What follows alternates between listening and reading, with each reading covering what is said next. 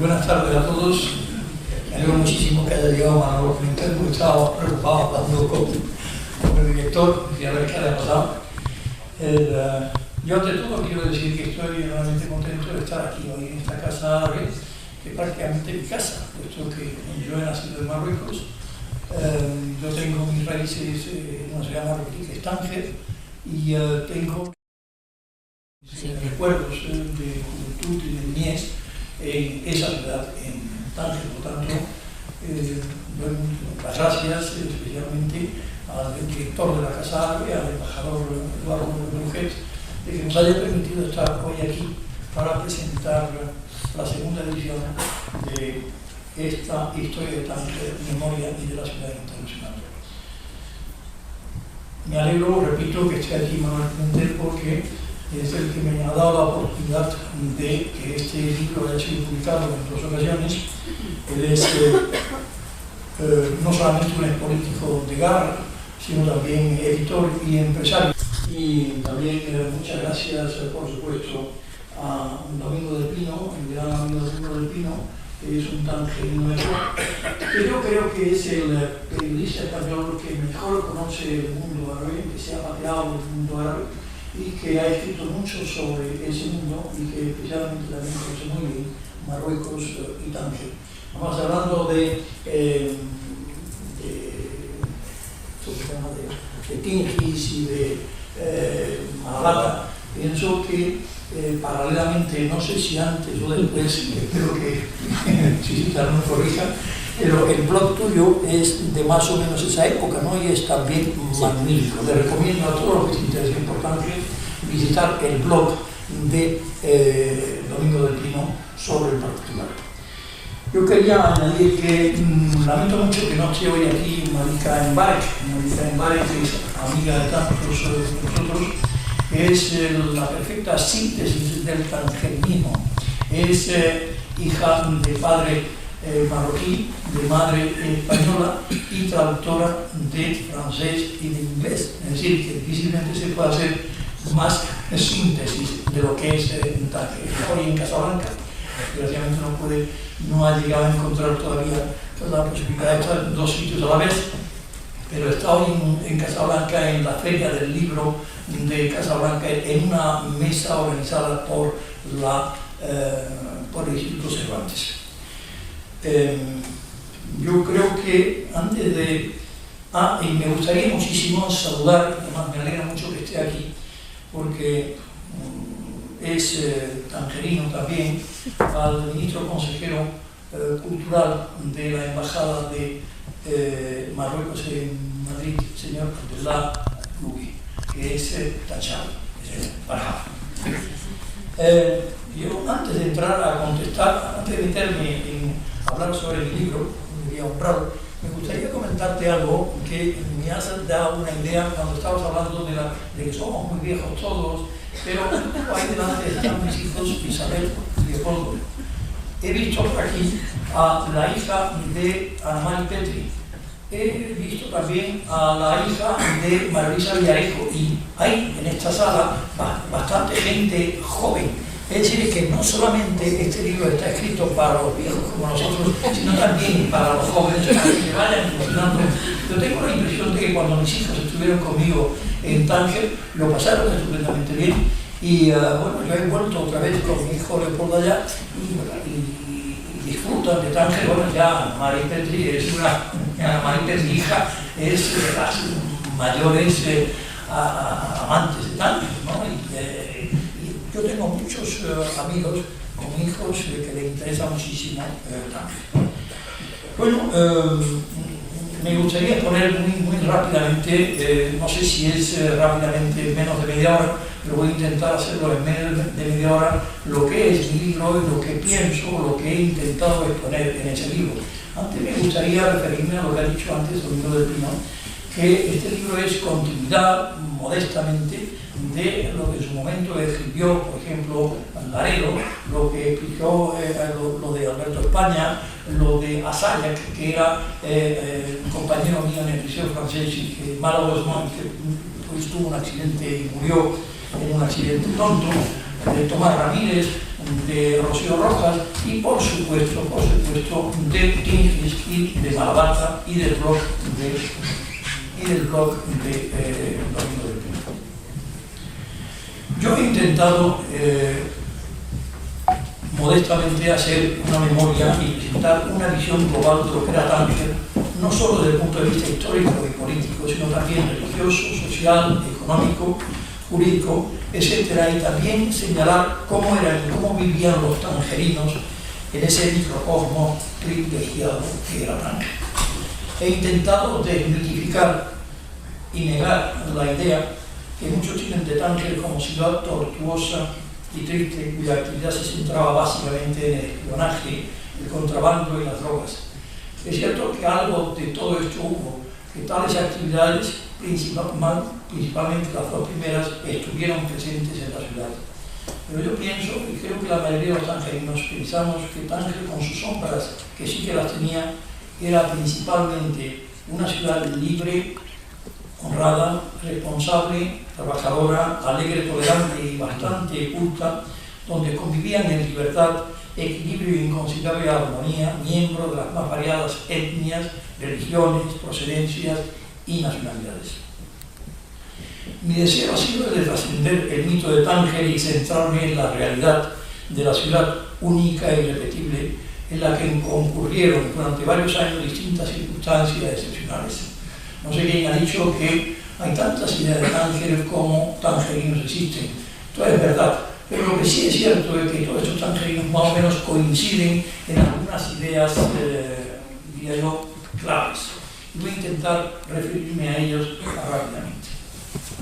Una de las ideas fundamentales es que Tánger es una ciudad de una extraordinaria belleza y que además nadie lo niega, es una ciudad que tiene una situación geográfica y estratégica excepcional y que por ello ha sido ambicionada, deseada durante toda la historia, durante los últimos 2 o 3 mil años, por muchísimos pueblos, por muchísimas naciones, entre ellas Roma, Portugal, España, Inglaterra. Y si ahondamos en la historia de Tánger, llegamos a ver que, aparte de su naturaleza básica bereber y árabe, cuenta también con raíces fenicias, judías, cartaginesas, romanas, portuguesas, españolas e inglesas y por supuesto también francesas, que han influido en su carácter. Tánger se incorporó, como ha dicho Jacobo, definitivamente al reino de Marruecos hacia 1684, cuando el gran Moulay Ismail, que es uno de los grandes reyes de Marruecos, echó a los británicos de Tánger. Su reinado duró 55 años, fue un gran constructor, fue el constructor de Dar el Kebira en Mequinense y, por ejemplo, del palacio del Alcazaba en Tánger, de la gran mezquita de Tánger, etc., ¿no? Pero este señor, por una serie de circunstancias políticas, religiosas y de seguridad, pensó que tenía que aislarse del resto de los países. Y este aislamiento duró cerca de 100 años. Cuando llegó Mohamed III, que es otro gran rey de la historia de Marruecos, pensó que este aislamiento no era positivo para el país. Entonces, pero no le pareció oportuno que los extranjeros se acercasen demasiado a la corte. Entonces, lo que decidió inicialmente es que se fuera a Tetuán, y después de Tetuán, pues por un incidente que seguramente Jacobo lo contaría mucho mejor que yo, al final fueron a Tánger y el Mohamed III decidió que en Tánger se montaran los cónsules de los países que mantenían relaciones con Marruecos. El primer consulado que se montó en Tánger fue en Tánger, el español, en el Soco Chico, en el año hacia 1780. Esta situación se consolidó de derecho a partir de mediados del siglo XIX, cuando se decidió ya que el Ministerio de Asuntos Exteriores marroquí estuviera en Tánger, en Darniaba, conocéis todos posiblemente los que allá estaban en Tánger, Darniaba, en la calle Sianis, y ahí tenía la sede del Ministerio de Asuntos Exteriores y por supuesto también los consulados, que ya no eran consulados sino que eran legaciones, algo superior a consulado, pero que todavía no llegaba una especie de embajada de segunda que tú sabrías perfectamente explicar lo que es una delegación, la diferencia entre una delegación y una embajada. Es decir, que en definitiva, Tánger, desde el año 1780 hasta el año 1912, fue 1912, que es la fecha, no se olviden la fecha del protectorado, vamos a decirlo protectorado, fue la capital diplomática de Marruecos, lo que evidentemente le dio una fuerza considerable y que hizo que Tánger fuera la puerta de entrada y salida del país y además puente del mismo hacia Europa. Los representantes diplomáticos y consulares de la decena de países que fueron a vivir a Tánger se rodearon de un considerable número de sus conciudadanos, comerciantes, profesionales, traductores, administrativos, que junto con los marroquíes, musulmanes y judíos imprimieron ya a la ciudad una personalidad plurinacional y cosmopolita. Todo ello favoreció el crecimiento de la ciudad de Tánger hasta el punto que en aquel entonces Tánger era una de las ciudades principales de Marruecos y sobre todo, muy importante para Tánger, el mayor puerto de Marruecos. Mientras tanto, desgraciadamente, Marruecos sufría principalmente en las últimas décadas del siglo XX, del siglo XIX y principio del XX, por distintas causas sufría una mala situación política y económica. Esta debilidad propició las ambiciones de una serie de países, fundamentalmente España, Francia, Inglaterra y en algún momento Italia.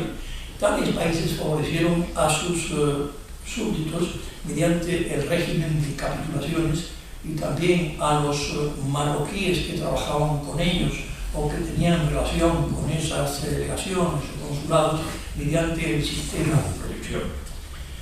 Llegó un momento que a finales del siglo XIX y principios del XX prácticamente la mayor parte de los extranjeros y la mayor parte de los marroquíes protegidos por los distintos países que vivían o que tenían relaciones con Marruecos vivían en Tánger.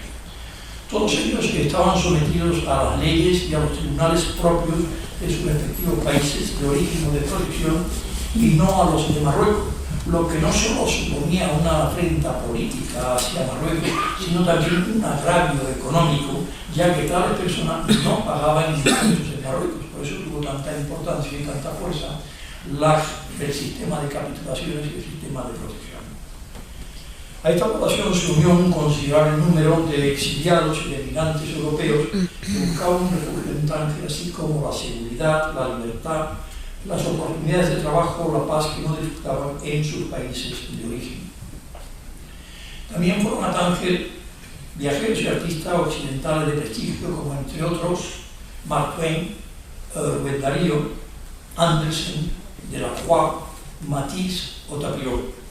Sus relatos o pinturas se las dieron a conocer en el mundo entero y empezaron a llegar a Tánger jubilados y turistas que se quedaron a vivir en Tánger, gente que estaban en busca de su tiempo.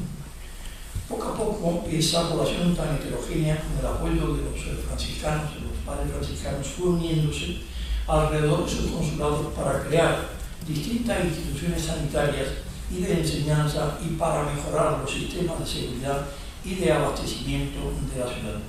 La primera y más importante de esas organizaciones fue la Comisión de Higiene y de Limpieza, que fue creada por los cónsules acreditados en Tánger y que presidió durante bastantes años un español celebérrimo en los años finales del siglo XIX, el doctor Senar. Pero paralelamente empeoraba la penosa situación política, económica y social de Marruecos. Se sucedieron las hambrunas, las epidemias y las guerras internas y externas. El endeudamiento llegó a ser muy severo.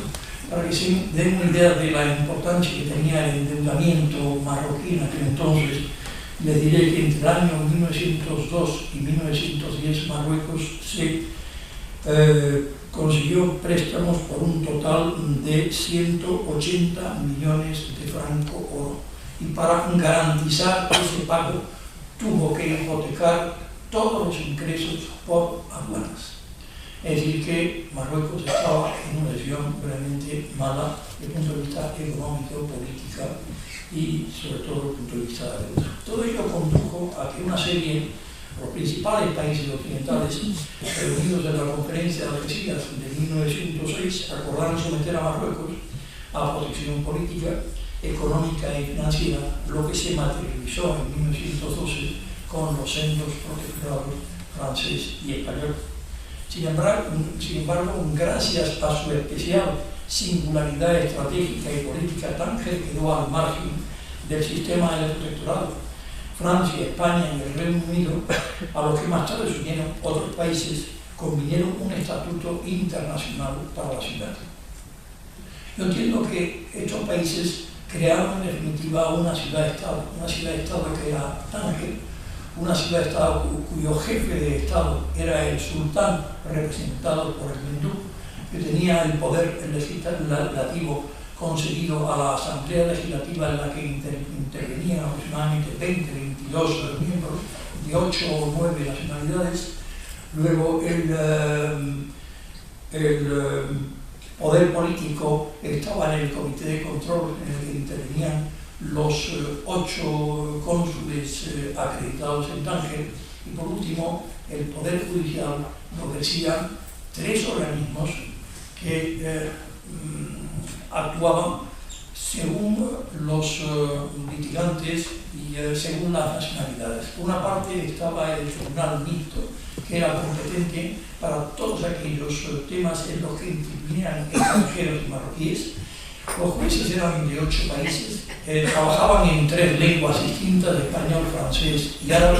Luego estaba el tribunal sherifiano, que era competente para entender los pleitos entre los marroquíes, nada más que entre marroquíes. Y por último estaba el tribunal rabínico, que se ocupaba de los temas de familia y de sucesiones en el ámbito judío. Es decir, que todo esto, pues, que puede parecer un embrollo enorme, funcionaba, a pesar de todo, bastante bien. En todos estos órganos, así como en la Administración Internacional, trabajaban además funcionarios administrativos y empleados pertenecientes, con algunas excepciones, a los países que participaban en la Conferencia de Algeciras de 1906. Este desarrollo institucional ha sido único en el mundo y en la historia. Ninguna de las ciudades excepcionales a las que antes, por ejemplo, se refería un domingo, como es el caso en el siglo XX de Shanghái, de Alejandría o Trieste, o cualquiera de las ciudades-estados que existen actualmente, como Mónaco, Liechtenstein, San Marino o el Vaticano, ninguna de ellas puede compararse con Tánger desde el punto de vista institucional. Además, 2 principios fundamentales complementaban toda esta ingeniería institucional. El Estatuto, por una parte, colocó a la ciudad internacional bajo el régimen de neutralidad política permanente y, por otra, garantizó el libre ejercicio de los diferentes cultos de la ciudad internacional. Esa relación especial que se mantuvo en Tánger creo que tienen la base fundamentalmente en estos 2 principios. Yo recuerdo que en Tánger se hablaba de religión o se hablaba de política, pero nunca se discutía ni de religión ni de política. Creo que eso ha sido uno de los elementos fundamentales de esa tolerancia especial que existía en Tánger. Con la excepción de los 5 años de la ocupación española de 1940 a 1945, el Estatuto de Tánger se mantuvo desde 1931 hasta 1960, gracias a la Carta Real que concedió el sultán Mohamed V y que mantuvo durante esos 4 años los privilegios, no todos, pero parte de los privilegios tangerinos. Es importante señalar que, me parece que también lo ha señalado antes el domingo, que la ciudad internacional nunca estuvo sometida a un régimen colonial, ya que la clase dominante que la dirigía política y económicamente estaba compuesta por marroquíes, musulmanes y judíos y por extranjeros. Y las otras clases, la burguesía, la clase media, el proletariado, estaba constituido exactamente por el mismo tipos de gente, es decir, marroquíes y extranjeros. Yo creo que todos recuerdan que los ricos musulmanes, judíos y extranjeros vivían en el monte o en el marchán juntos, y eso lo cuenta muy bien Rashida Persiti en su libro Réalité de Mythe. Y por otra parte, los más pobres vivían en la Ensalda o en Casas Baratas o en Ben Bacada, y ahí vivían españoles, marroquíes, judíos, marroquíes musulmanes y marroquíes judíos. Por tanto, yo no creo que en Tánger hubo en algún momento un régimen colonial. Todos los habitantes de la ciudad, marroquíes y no marroquíes, tenían los mismos derechos y obligaciones y gozaban de todo tipo de libertades, que muchas no estaban garantizadas en los dos protectorados español y francés. La mejor prueba de ello es que los grandes políticos marroquíes que luchaban por la independencia de Marruecos, como por ejemplo Siad al-Fassi o Meki Nasiri o los Abdelhala Torres, etc., todos vivían en Tánger o intentaban actuar en Tánger, porque allí es donde se sentían de verdad libres. Yo recuerdo que Benuna, que fue el segundo embajador que Marruecos tuvo en España, que era buen amigo de mi padre, me decía: en Tánger es el único sitio donde un marroquí se siente libre. Yo creo que esta idea la captó perfectamente el gobierno marroquí cuando Su Majestad Mohamed V fue a Tánger en el año 1947 y lanzó su grito de independencia en Tánger. Ese discurso que pronunció, que fue definitivo, decisivo para la historia de Marruecos, lo hizo en Tánger, en la minoría, en el Socorro. La excepcionalidad y singularidad de Tánger propiciaron que la ciudad fuera, desde el principio del siglo XX, uno de los principales centros de espionaje del Mediterráneo. Todo ello se intensificó durante las dos primeras guerras mundiales, la Guerra Civil Española y más tarde durante la lucha de los marroquíes por su independencia. El Estatuto de Tánger y su internacionalidad favoreció la llegada de una plétora de profesionales de muy distintas nacionalidades, como ingenieros, arquitectos, abogados, financieros, médicos, etc., y multitud de técnicos, administrativos, auxiliares, obreros, artesanos y miembros de todo tipo de oficios que encontraron en Tánger las oportunidades que no tenían en sus respectivos países. También siguieron llegando exiliados y refugiados, huyendo de las distintas amenazas y guerras que sufrió Europa durante las 4 primeras décadas del siglo pasado.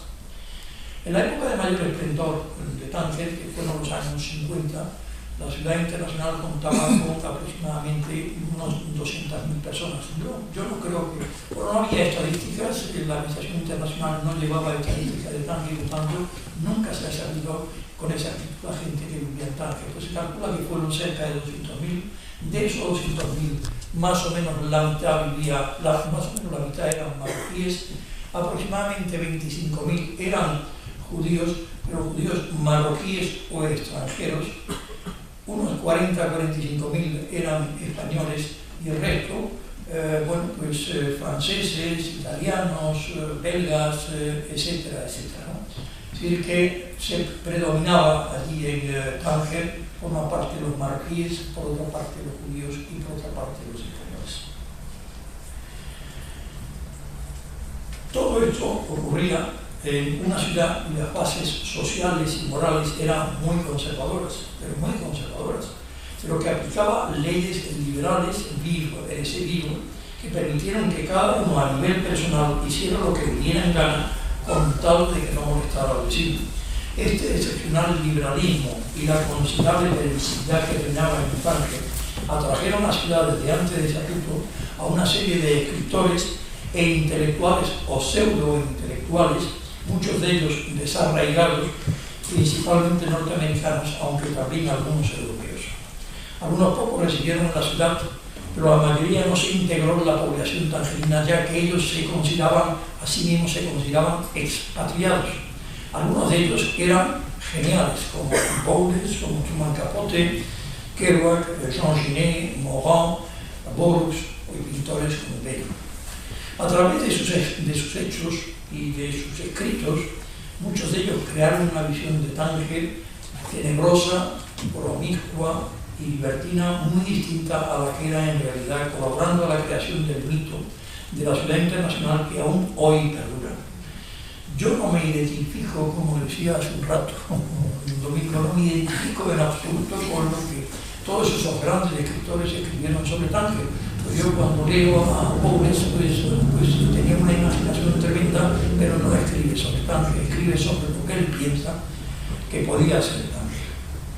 Otra cosa distinta son escritores como Chucri o Mravet, que de verdad escriben todo sobre Tánger, desde ya de Tánger miserable. La presencia en Tánger de tales personalidades atrajeron a escritores, actores, músicos y otros personajes internacionalmente famosos. En Tánger vivieron más o menos tiempo músicos como Saint-Saëns, Rimsky-Korsakov, Copland, actores como Errol Flynn, Elizabeth Taylor, y una infinidad inmensa de otros nombres famosos que sería imposible contar. Por otra parte, las muy liberales leyes económicas y fiscales tangerinas y la seguridad que imperaba en Tánger hicieron que la ciudad fuera un mercado abierto y un paraíso fiscal, donde las capitales afluyeron creando un emporio de riqueza al que acudió el oro y las inversiones de todo tipo, especialmente inmobiliarias. Se dedicaron por lo que magníficos e impresionantes edificios por los mejores arquitectos tangerinos europeos.